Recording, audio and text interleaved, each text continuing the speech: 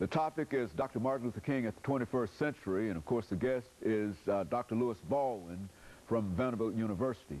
Dr. Baldwin, during this last segment, let's give you an opportunity to sort of inform our audience in terms of some of the things that you're thinking about in terms of Dr. Martin Luther King and how Dr. King, the role that Dr. King has played in what we're doing here today. Okay. One of the things that disturbed me today is that we have this tremendous tendency to celebrate the dreamer, the person of Dr. King, who he was.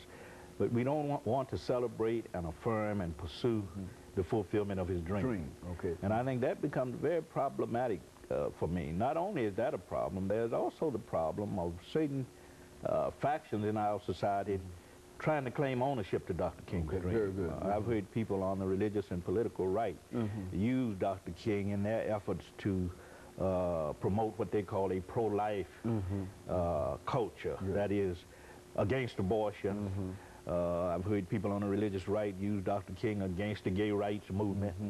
They are trying to use Dr. King to promote conservative causes, but you never hear anything about race, you never hear anything about economics, you never hear anything about peace.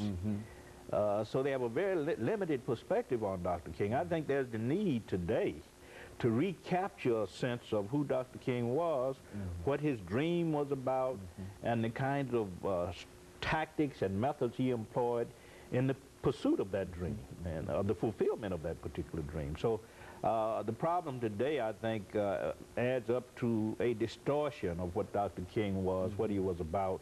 And in many cases, we are too prone to celebrate the dreamer without celebrating the dream. You know, Dr. Baldwin, what we always try to do is to have our guests to say something that would be beneficial to the young people, because of course not only would it be beneficial to the young people, but older people as well. But I think that you would admit that we're having a real problem in terms of dealing with our young people and having them to focus on some of the things that are important, etc. Certainly Dr. King would have some attitudes in reference to these pants, that we are way people dressing, etc., etc. And so, why don't you speak, you know, what would be his message today? His message to young people today in terms of what they have to do. I think one aspect of his message would be study hard. Dr. King was an intellectual. You may think of him as an activist, a civil rights leader. He was all of that, but he was also an intellectual who took the academic life very seriously.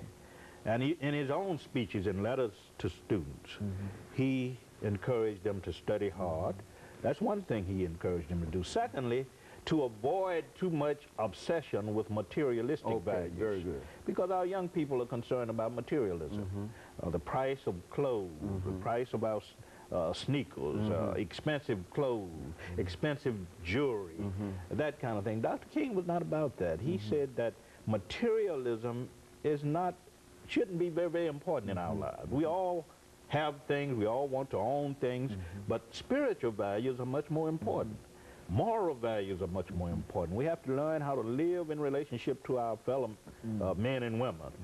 We have to learn how to make contributions not to just the uplift of ourselves, but to the uplift of all people. And we need to think in terms of the other. Dr. King often said that the first law of life is not self-preservation, it's other preservation. Yeah, we think certainly in terms of our own self-preservation, but we have to also think of others. And I think that's very important. And I think if he was alive today, he would focus on the need for education, the need to avoid too much of an emphasis on materialism, and the need to embrace spiritual and moral values. And what about violence? I mean, what would violence? I think that his message would be violence is always immoral. And I think he would say that on an interpersonal level, violence is wrong. And in group relations, violence is wrong. And in international relations, violence is wrong. You can't create a culture of life and a culture of